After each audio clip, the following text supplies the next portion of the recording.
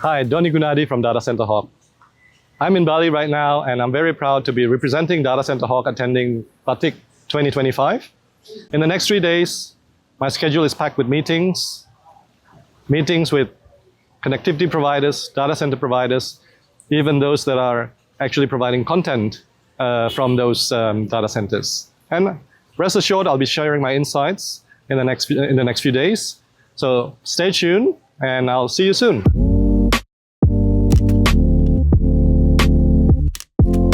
You know, you've been hearing a lot about, we have been hearing a lot about all this boom in the data center sector, right? And along with that, there is a requirement for data center interconnect, right? What have your experience been on this data center interconnect? What applications are these being used for? If you can share with us. Right. Okay. When we talk about data center interconnect, it's not just connecting from A data center to B data center with fiber. It's not like that. Yeah. This is the backbone to run the digital services. Company use data center interconnect on short DCI. Company use DCI for disaster recovery. So one side go down and the other side pick up the workload. Yes. We have a cloud company use the DCI to balance the capacity. We have finance company use DCI for short latency for them to do trading. So, and lately we see AI and high performance computing company use DCI to transfer a huge amount of data, right, between all the computing cluster. So we see all this application coming up. And in short, I mean, they are looking for three things, right? It's for performance, for reliability, as well as scalability. And then these three are very important for you to run the digital service, and all the digital service depends on it. So, and what we do in DCConnect, we aim to design our network according to these three important elements, right? Reliability, performance, and availability. So that's why we spend a lot of in research, through some information from you guys, right? Decide where to put our strategic location, right? Because when we pick a data center, it's important for us to expand our coverage. So which data center is the best one for us to pick? So we have some criteria. Pick the right data center. You cover most of the target customer, either cloud company, AI company, or financial company. So that's why we are heavily building all these things across the Southeast Asia region right now. So it'll be interesting to come to events like Batic to meet new friends and talk with other people to have different opportunities. Data center interconnects usually is mainly because we either don't have enough space in one data center that we deploy another data center. Oh, like an expansion. Okay. Yeah. It's because I think certain locations, especially in the APAC, like probably Japan, Singapore, there's a space crunch and power crunch. Right. Where, I mean, it will take it, and once that those crunch happens, price goes up. Yeah. So what usually we do, we try to find a different place, which is slightly cheaper. You know, it's probably with less price pressure. With less, correct. So it's more like a compute side. It's not only on the network side. So we get like on the network side where it's usually those carrier hotel facilities, like for example in EdgeNext in Singapore, our global switch in Singapore. Those are a very heavy interconnected hub.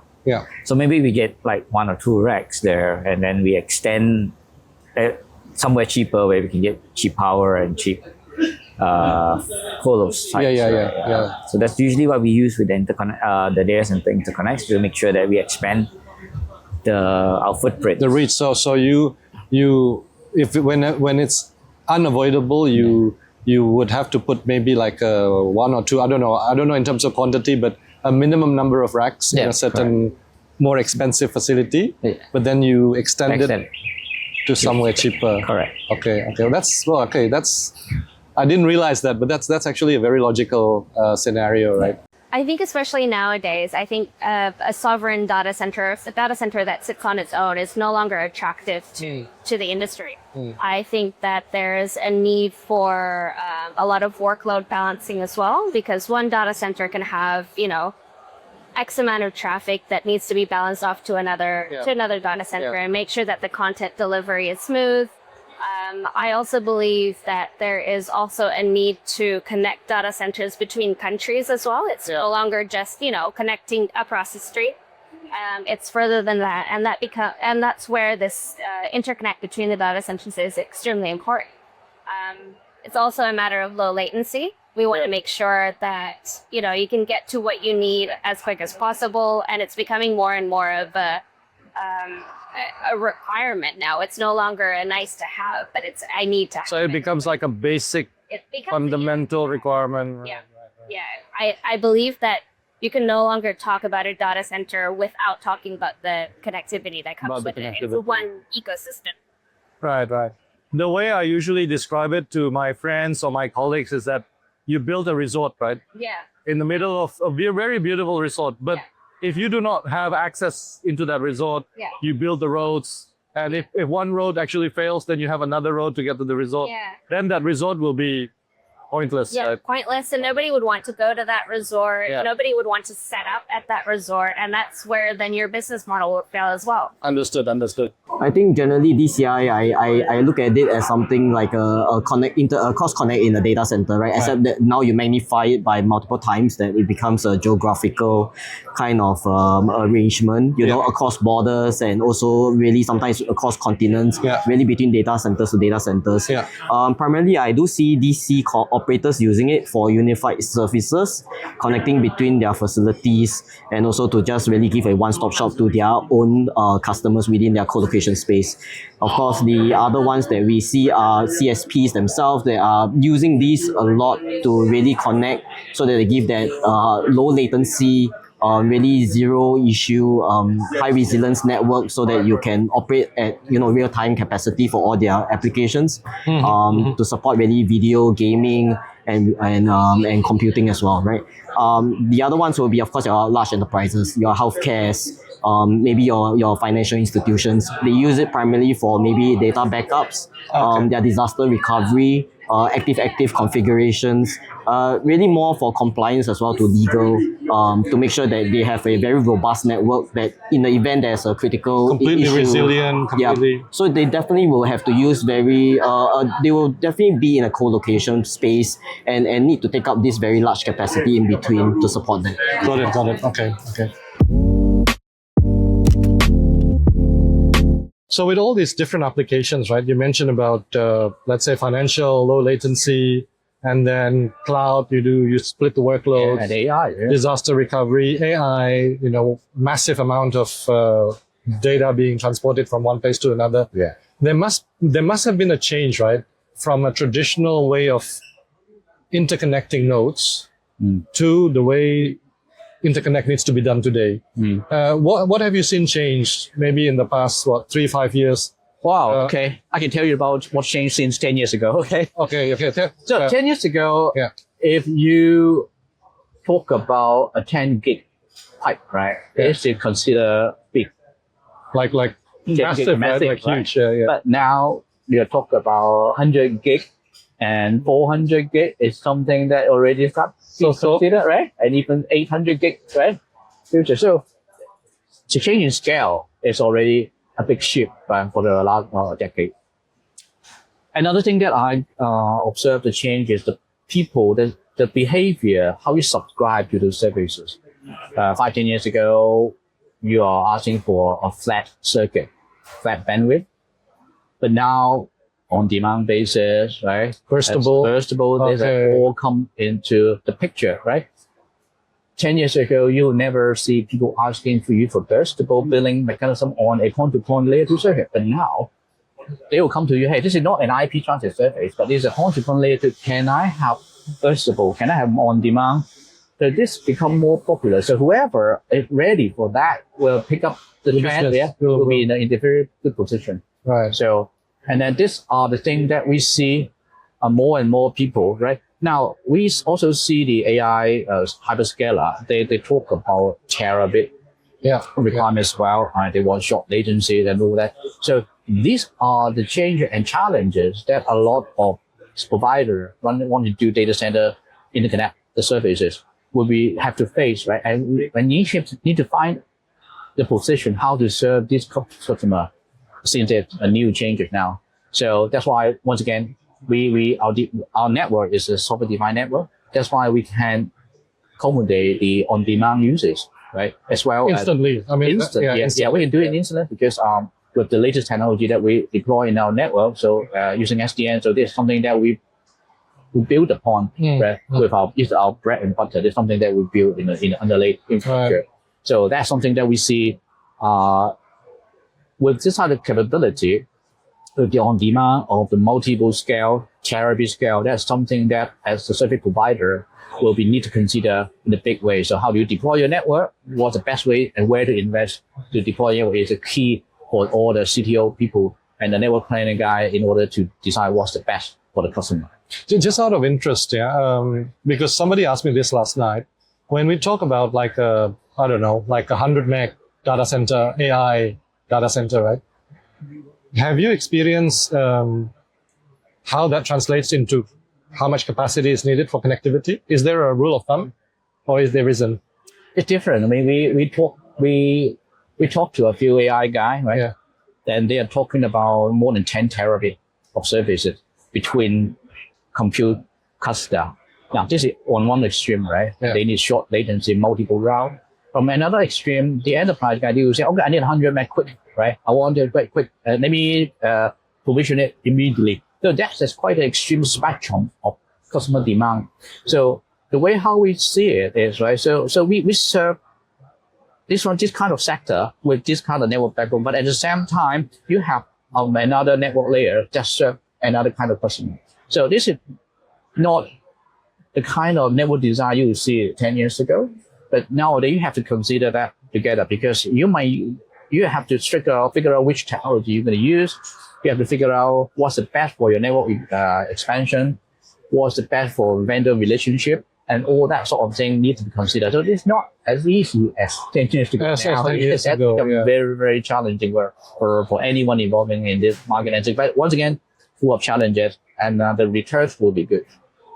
I think what I think is a lot of players nowadays, or the OTT guys or the CDN guys nowadays, would because of the rapid growth in those areas, right? So sometimes getting bandwidth is just not sufficient enough. So it's like we getting DWDM probably won't be sufficient enough because you rely on the telco providers, right? Yeah. So the only way is probably just buying dark fibers where you light up your own dark fibers. Also, you manage your own DWDM, right. because as and when you need, you can just plug in a card and just turn on. You don't have to like submit an order to telcos and just wait like probably 30 days later to get your service. To get it provisioned. Yeah. And you want to expedite and you pay another charge, right? So I think nowadays is like what I see moving forward is like a lot of people are trying to obtain dark fibers from data center or to just make sure that they have sufficient capacity when the growth comes in.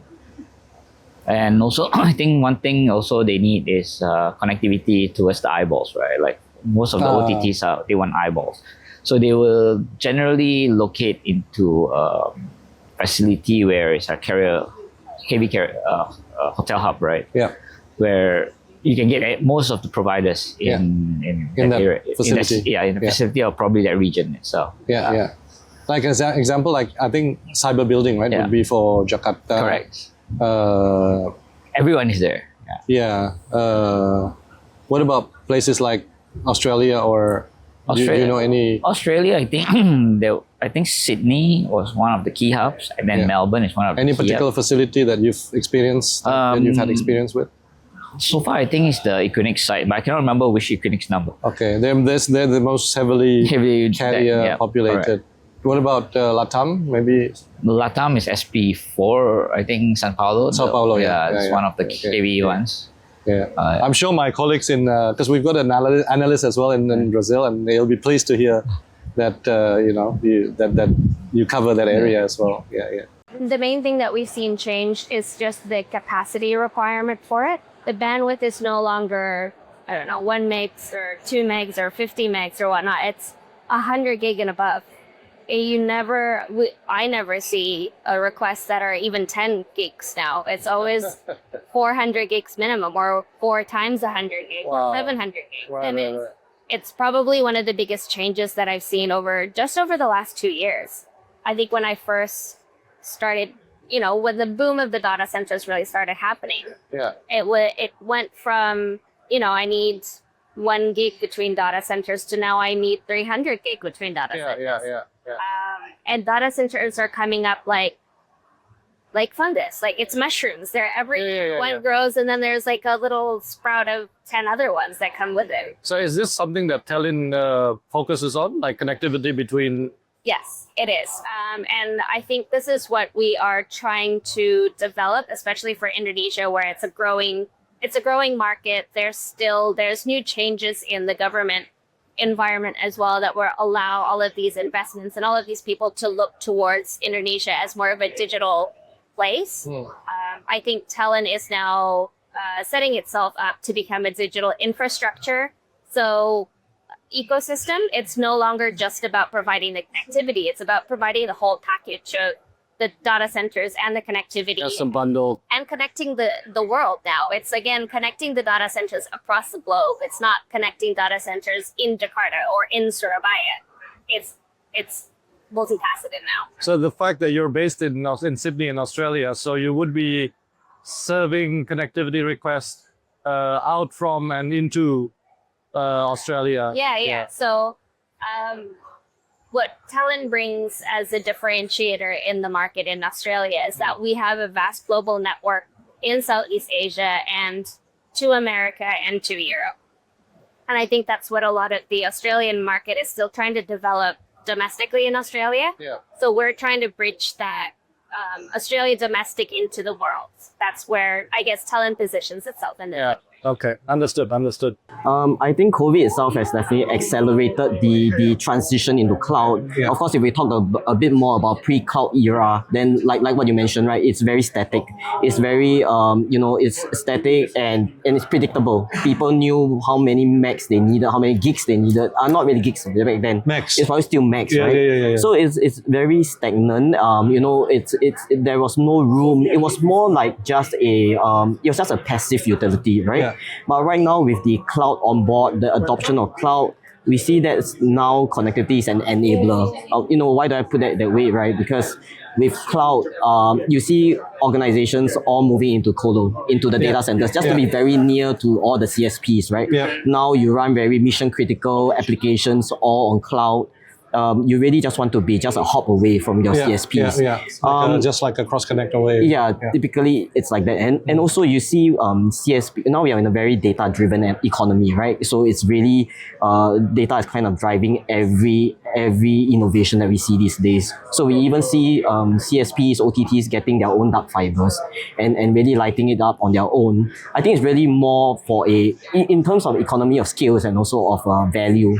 They want to have that approach that is sustainable to their business, at the same time easily to go to market, and also to really catch on to the network demand they need to support the environment and the customers. So reducing dependency from other parties, I guess also. If you have like a dark fiber, you can control capacity yourself. I think it kind of simplifies also from a connectivity standpoint that now you really have the schools of hardwares and also the schools of connectivity, right? That you just focus on the layer ones. The hardware, you have a plenty of choices. You really have more resiliency and many different options to really keep your network very robust and resilient there. So it's very shifted in a way. In the past, it was more like your connectivity was already carved to a bandwidth level, but now you are at the dark fiber level. And today's technology allows you to maybe light out a cup of tea, but really I wouldn't know, maybe in the next 2-3 years, it's hundreds of teas. I was going to say, next year when we meet again and we have this same conversation. I wonder if it's still tea or it's pea. We wouldn't know, right? Exactly. So exactly. Yeah, well, I think that what's happened is that networks, or specifically telcos, aren't purchasing quite as much bandwidth as they used to. Whilst we are seeing data consumption doubling year on year, a lot of that is now coming from the hyperscalers, which is a flow through to their DC investments. Oh, so you mean the customer types have actually changed from telco to hyperscalers? Yeah, I mean, we still have telcos as obviously as businesses. I mean, they're our shareholders as well, so and our owners to add to that as well. But predominantly, we've seen that the hyperscaler driving, as they are everything. They seem to be driving all manner of business around digital infrastructure. But we're certainly seeing that change in the market from previously. I mean, the advent of submarine cable consumption kind of goes through waves, if you pardon the pun. There's networks, there was finance, there's cloud, and now we're seeing the whole AI type of business coming through, and people building out that type of infrastructure in ready and waiting for what's coming next. But surely the amount of capacity that we're talking about, I mean, back in the days where I was still operating fiber networks, right? I think having a 1 gig is already like a substantial amount of bandwidth, right? Yeah. But I take it you don't get a 1 gig order anymore? No, not anymore. So what sort of, So you're looking at really a minimum of 100 gigs now. I mean, and in some areas, for some customers, it's 400 gigs. So, but then there's also customers that are out there that are purchasing on a lease model up to a terabit. So there's a lot of speculative buying. That's what's happening a lot recently in the last sort of 12 to 18 months. But the growth is certainly there, yeah. Can you elaborate a bit more, maybe based on your experience in each market, what the challenges are? So for the viewers who wanted to understand, if let's say they wanted to know how to do connectivity, they can come to you, maybe ask for some solutions, and they can also be educated what the challenges are. Challenges are, okay, I think Southeast Asia region is fast growing, but it's full of challenges, right? You know as well as me, right? Know the challenges. Firstly, the geography. You know, in Southeast Asia, there are islands, right? So you rely on submarine cables for your connectivity. Yeah. And submarine cable, all the natural event will disrupt it. So that's just something that you have to figure out the resilience. The plan B, for submarine cable, because it's islands, right? It's what happened in Southeast Asia versus the other part of the world. Yeah.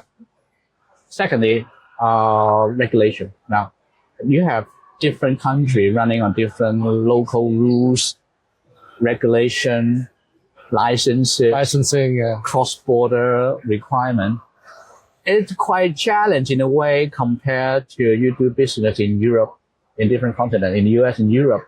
European country, they don't have that much of cross-country, right? They have quite relatively easy regulation framework for anyone to get into it. But in Southeast Asia, you need to figure out every single country, local regulation and cross-border requirements and all that. So once again, that's the challenge that make it difficult for us to enter the market. Thirdly, the infrastructure development are different in different phases. So you can see some market, they are already hyperscale ready. Infrastructure is there, right? But some other countries are developing. So you can see that an uneven balance of different stage where you are from the telephone network. So this is something that if you want to do a region as a whole, you have to consider different infrastructure level. Yeah. Right. And then finally, when we talk about the AI and hyperscaler, now customer also start to ask questions about security now. They need encryption. They need to design network with zero trust principle. So that is something that they want to come to the standard. So these are the sort of challenges. So encryption on the transmission layer. Exactly. So that is something that they did, right? That's why they have all the sometimes they use blockchain technology, right?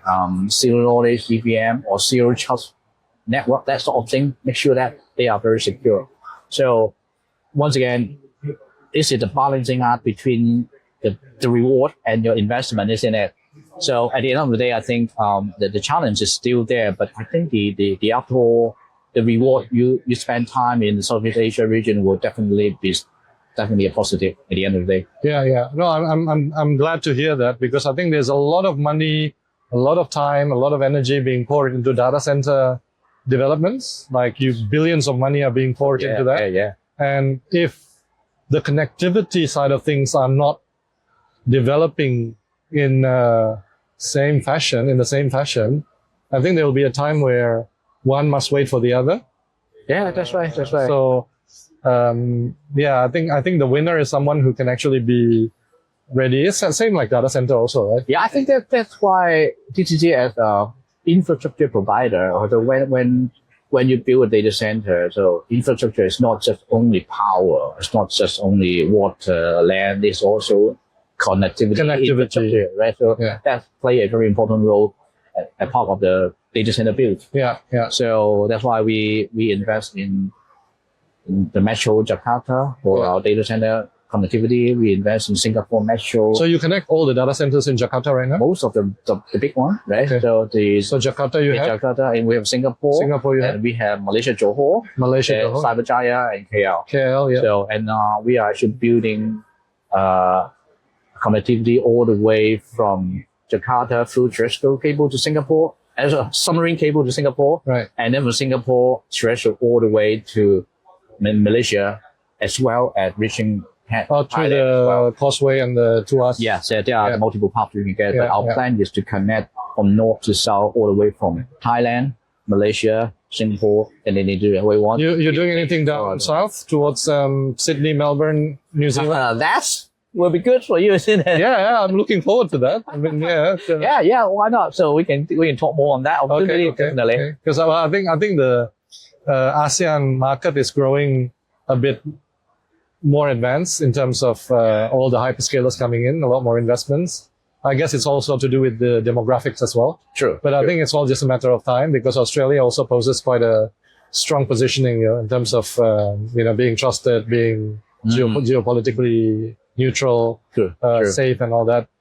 So yeah, it's all about time. I think within Asia Pacific itself, it's challenging also, right? Because I think the main concern is regulatory. Yeah, because it's like whether can you buy dark fibers, or can you light up dark fibers? Can you operate a dark fiber? Although it's for your own use, but some people they say, oh yeah, I have spare capacity. Do you want to buy? So it's a very gray area that has this. So I think in terms of all the markets, it's the main concerns are usually the regulatory side, where do you need a license for this? Do you need a license for that? But overall, I think everyone in the whole in the whole region, like APAC or Latam, everyone's trying to just get as much capacity as possible, or probably just get dark fiber and light up as much capacity as possible just to run their own networks. And probably then what happens to the telcos? Yeah, because they own the fibers. Yeah. So it becomes an infrastructure play rather than a telco service play, right? Like for example, now you see Google, all the big giant OTTs, the US one, are building their own subseas, right? So it's do you still need telco? Okay, well that's a very touchy subject. Yeah, it's a very touchy subject, but but it's a very interesting how things are moving, right? Yes. So because nowadays it's like everyone is using apps. So and those apps are mainly from the OTTs. Yeah. And they build their own infrastructure. Probably in certain countries they might obtain certain license to just light up or build dark fiber and manage it themselves. Correct, right? Yeah. So what happens then with the telcos? You see, so it's a very gray. It's a very sensitive subject. But on the long run, probably telcos might need to do something else, right? Yeah.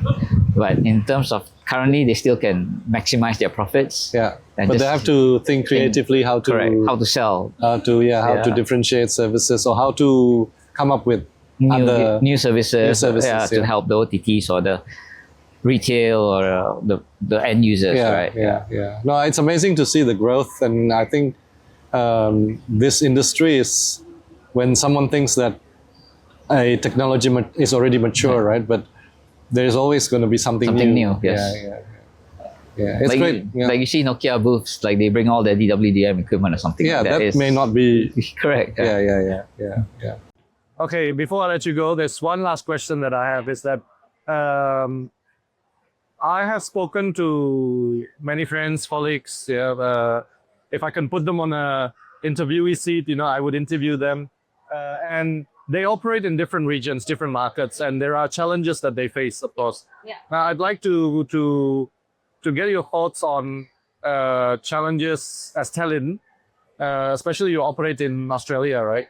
What do you see are the challenges in providing connectivity between data centers, country to country, or even within one sovereign country? Yeah. I think if we look at the region as a whole, it is very fragmented, geographically speaking. Everyone sits in different little islands. I think it's very different to Europe, where it's one big block. Yeah. It's a one big blob, and you basically focus on connecting. It's not as far. Yeah. Here in the Asia Pacific, you have to span oceans. You have to span different regulatory requirements. You have to go through different landing requirements. You have to go through different geographical setups. Different risks that are occurring in each of those countries. And at least that's one of the bigger challenges that we have for this region is because of just the geographical location. It's about the difference in regulations, the difference in laws, the difference in rules around data sovereignty, and those all come into play. And I feel like there needs to be consolidated effort with all the players in this area to find a way that we can develop it together as opposed to working to compete against each other. Yeah. This is probably the third time I heard in the past 48 hours. Oh, really? Yeah, no. I think you made a very, very relevant point, because this is not a one-person effort. It's not even a one company or one firm effort. It has to be a collaboration, and everybody needs to play together. Sit down and define the rules, and then play together. Right? Yeah. I think if we look at it, because that's if we look at it as a region. If we look at one sovereign country on its own, Indonesia itself consists of so many different islands. You can't look at Indonesia as one big blob like in Europe. No, yeah. Even that takes, a lot of effort to do the build, to go through the different oceans and the different cultural groups. Yeah. And in Australia, it is one big blob, but it's also as big or as wide as perhaps America, I think it is. But there's a big empty desert in the middle. In the middle, yeah. And so you have to go around the sides. And again, you can't build within your sovereignty country without thinking of how to connect globally anymore. That could be the case maybe 10, 15 years ago, but you can't. You can't just think about your own country anymore. I think it's an APAC challenge. Generally, we are more fragmented in terms of our regulations already across different countries. Fragmented regulatory, geographical challenges. I mean, there are mountains, we have terrains and stuff like that. Of course, yes. So then we have, of course, natural disasters as well. And lastly, I think it's more on the infrastructure of. We have a very different infrastructure across different economies as well. So if I were to just dive in on infrastructure, look at Singapore, Japan, Korea, very high, highly fiberized. We have a lot of options. You have a new data center sprouting out. There's no difficulty getting connectivity, I will put it that way. Yeah. But when you were to see a different market, like in terms of Malaysia, where the land is much bigger, you see a lot more complexity trying to just get connectivity into these DCs as well. That's because of terrain and... That's more of, I think it's possibly terrain as well. Terrain and the distance and generally the market per se itself, right? If I talk about regulatory, then we have all different regulations. We don't have a centralized kind of way to govern data sovereignty, or even how I do cross-border kind of communication. It's all very fragmented. So the Singaporeans will do it this way, the Malaysian will do it this way, the Indonesians will do it this way. Correct. It's very different in terms like, okay, if let's say for example for Seax, we are in these three areas. I'm very well versed in how I'm supposed to cross borders between these three. But the same experience does not mean necessarily that I can apply even further up to Thailand or even further up to Vietnam. Completely going to be a different. It's going to be different. The routes are going to be different. The concerns are also different. So I would say it's really a very unique situation in APAC that we have a lot of borders among ourselves, right? So of course, and then lastly we spoke a bit about geographical. So geographical is definitely more of the landscape itself. So now if I were to construct a fiber or trying to lay a fiber, there's a lot of considerations, right? With all the different customers now, they want diverse routes. There may be cases that I may have to dig through a hill or a mountain or something like that. Which is sometimes not practical. Which is not practical. So, as much as you want to serve a customer to give them that diversity so that network is as resilient as possible, but you have all these myriads of challenges that you understand. Yeah, sure. One of the things we're not seeing right now at the moment is the amount of money that's going into a DC investment globally and also in our wheelhouse as well isn't translating pushing into the subsea connectivity piece at the moment. Oh, okay. It is terrestrial. There's a lot of dark fiber networks going on. We operate in Australia, New Zealand, and the US. And we're seeing a huge amount of investment in dark fiber networks from various players in Australia. The same thing is happening in New Zealand, and obviously the US is the US. But we're not seeing quite at the moment that kind of billions of dollars that's going into DCs, going into There's no subsea. one-to-one sort of Not at the yet. moment, no. Yeah. I think it will certainly come. There are a lot of cable announcements that happen. Not a lot of those get built because it's difficult to get a submarine cable up. It's more challenging now because the OTTs themselves are building. So they don't have to go through the whole pre-sale process to get those anchor customers because they're using it for their own. So at the moment, as an example, we're trying to build a new system between Australia and New Zealand. It's a low latency route between Sydney and Auckland. And it's 14 fibre pairs, so it's a large system.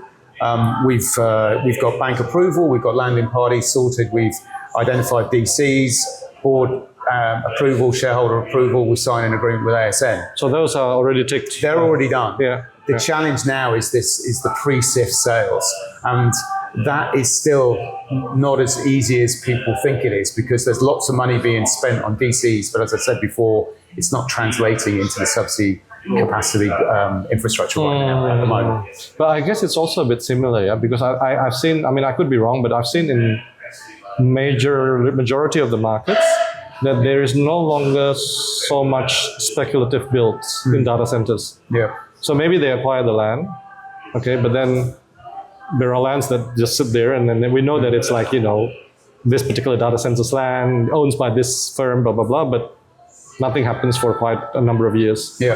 And I guess it's probably similar, you know, probably waiting for some sort of a commitment from somebody before they start building. Yeah, I mean, some of the build that the edge DC companies, particularly in somewhere like in Australia as well, I mean, they build their infrastructure out and continue to build their infrastructure out.